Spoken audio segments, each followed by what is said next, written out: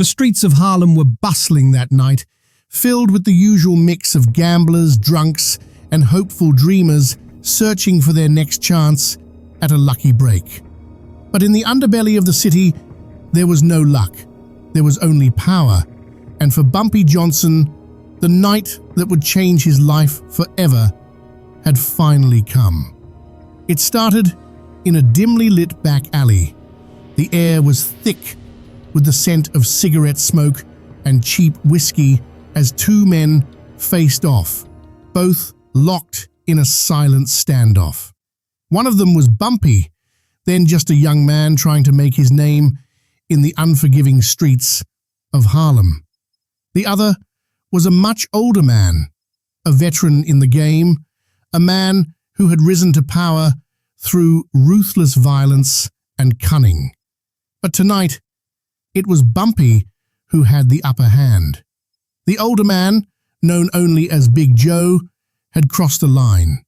He had been skimming from the rackets that Bumpy had worked so hard to build, taking what was his without asking. It wasn't just about the money. It was about respect. In Harlem, the streets had their own rules, and those rules had to be followed. No exceptions. Big Joe knew he was in trouble. He could feel the weight of Bumpy's eyes on him, could sense the inevitable conclusion of this meeting. He was too proud to beg, too stubborn to back down. But deep down, he knew this was the end of the line.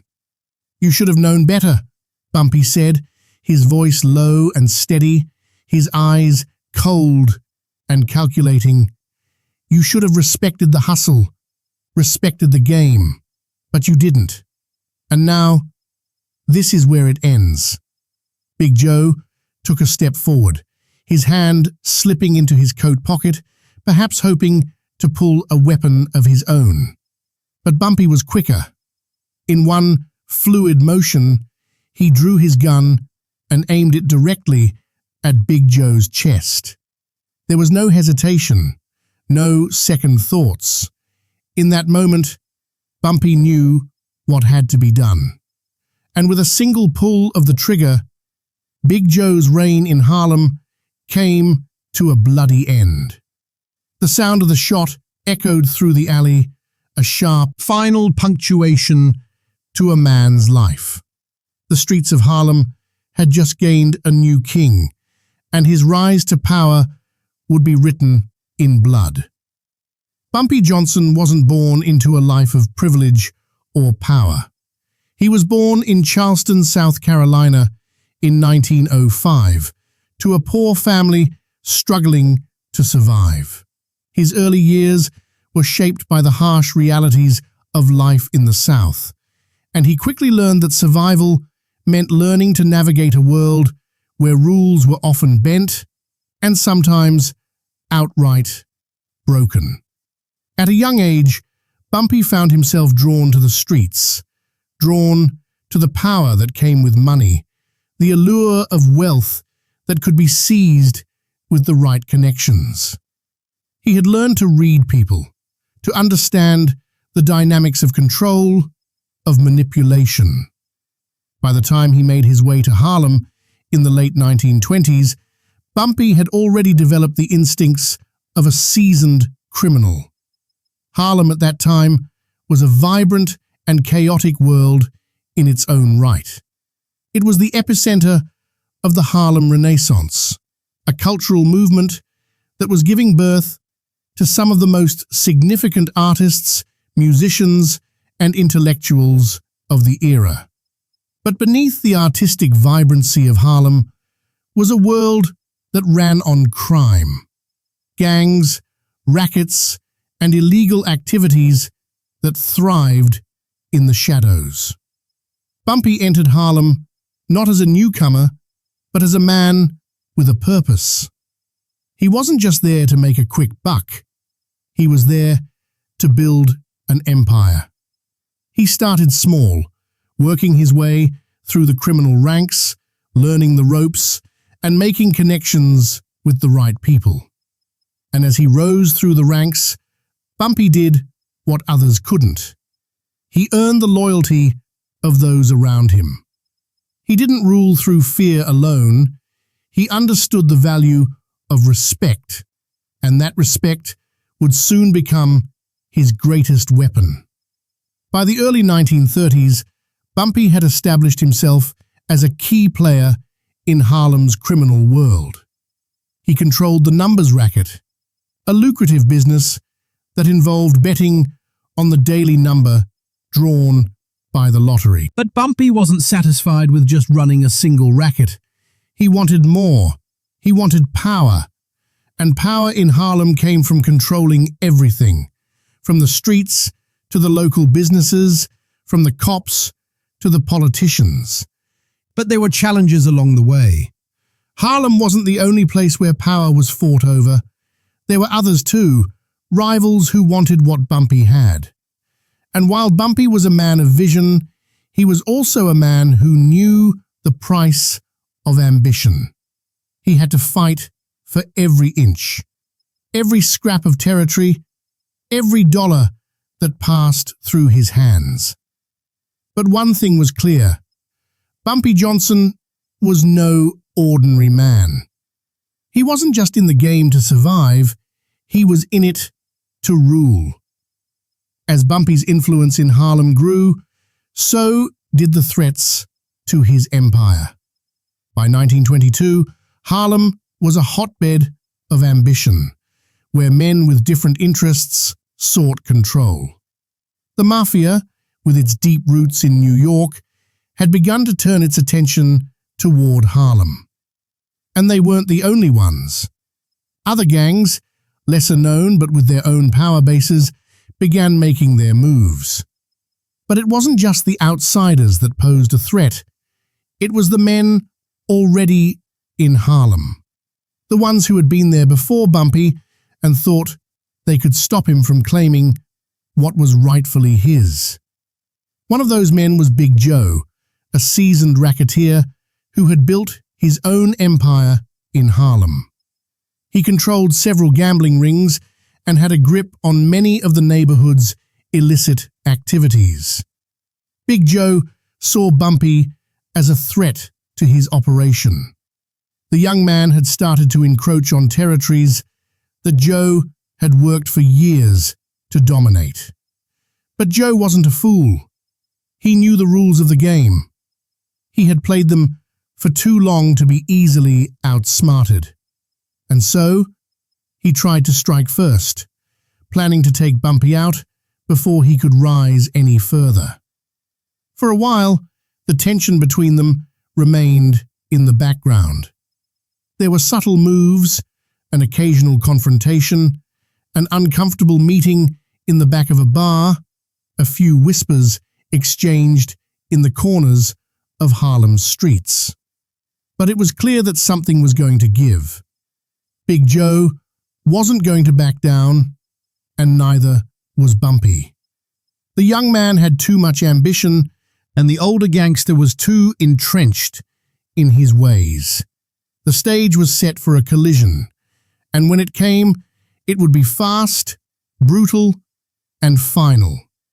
The moment had arrived.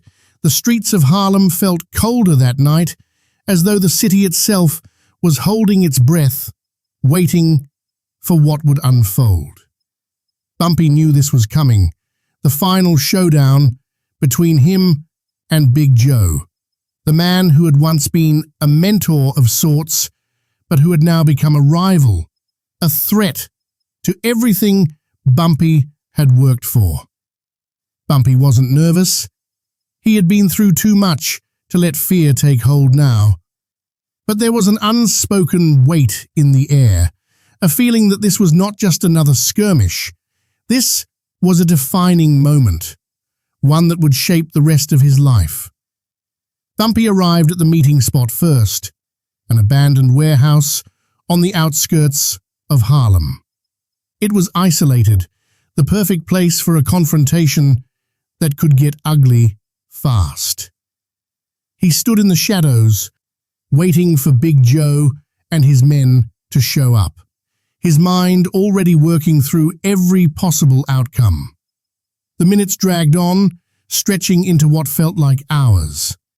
Finally, a black car appeared at the end of the alley, its headlights cutting through the darkness.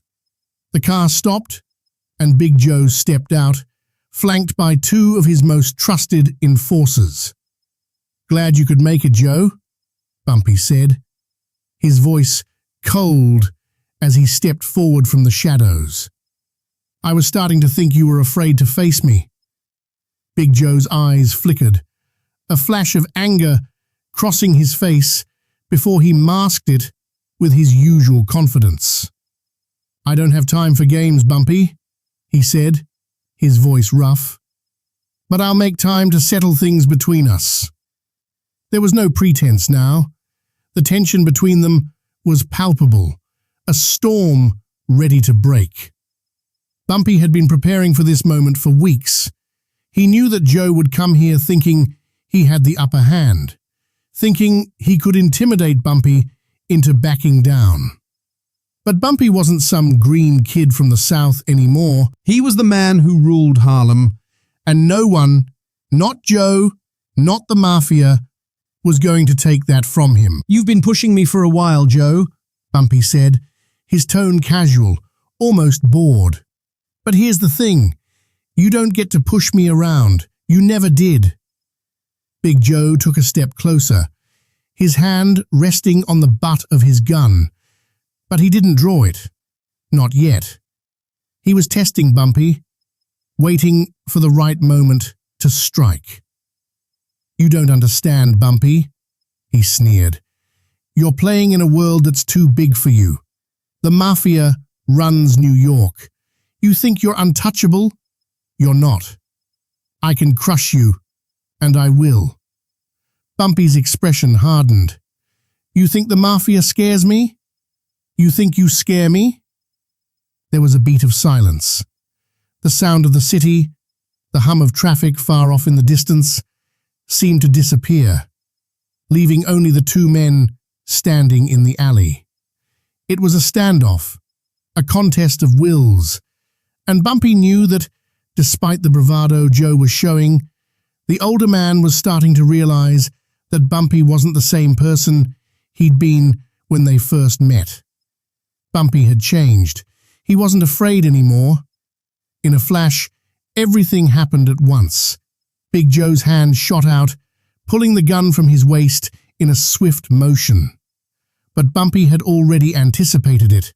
His hand was faster, pulling out his own gun and pointing it directly at Joe's chest. The street lamp above flickered, casting an eerie glow over the two men as the standoff reached its peak. "You made a mistake, Joe," Bumpy said, his voice steady, unwavering. "You thought you could take my place, take my city. You were wrong." With one sharp motion, Bumpy squeezed the trigger. The gunshot cracked through the night, echoing down the empty streets. Big Joe staggered back, his eyes wide with shock as the bullet tore through his chest. He gasped, the life draining from his face as he crumpled to the ground. The two men who had accompanied Joe rushed forward, but Bumpy was already on them. The first one was too slow, and Bumpy took him out with another quick shot. The second man, realizing the fight was over, hesitated, just long enough for Bumpy's crew to take him down. As the dust settled, Bumpy stood over the body of Big Joe, his expression cold and unflinching. The battle for control of Harlem had been decided, not with words, but with action. Bumpy had made his mark, and now everyone in Harlem would know it. The streets, once filled with murmurs of doubt and challenge, were now silent, awaiting what Bumpy would do next. The days following Big Joe's death were tense, but Harlem itself seemed to breathe a sigh of relief. The underworld was never without its power struggles, but Bumpy's victory had sent a clear message. Harlem belonged to him. Bumpy moved quickly to solidify his position. His crew took control of Big Joe's operations, and the local businesses that had once feared the old gangster now began to understand that Bumpy was a different kind of man. He didn't rule with fear alone, he ruled with respect. Those who understood that would thrive under his leadership. Those who didn't would be dealt with swiftly, just like Joe had been. The Mafia, hearing of Joe's death, initially saw it as a small setback. They assumed it was just one of the many power struggles that took place in New York's criminal underworld. But Bumpy knew better. He knew that this wasn't just about one man. It was about the message that was being sent. The Mafia had come for Harlem, but now Harlem had shown them that it was Bumpy's to control. There were no immediate repercussions. The Mafia wasn't going to rush in, not yet. They were still too cautious, too uncertain of Bumpy's strength. But there was no denying that the dynamics had shifted.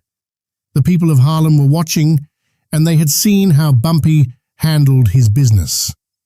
For the first time in his life, Bumpy realized that the streets were no longer just a place to survive. They were a place to rule, and he wasn't going to stop.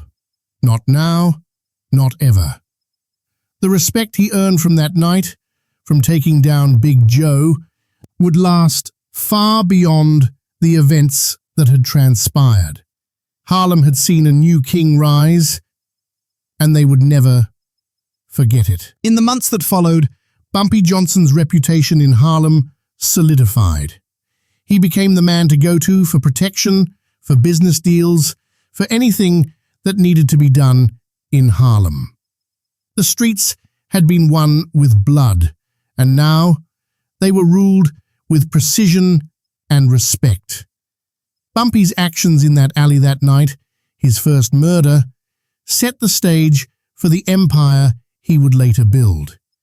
It wasn't just about controlling the rackets, it was about controlling the very essence of Harlem itself, about proving that no one was above the law, not even the old men who had run the streets for years.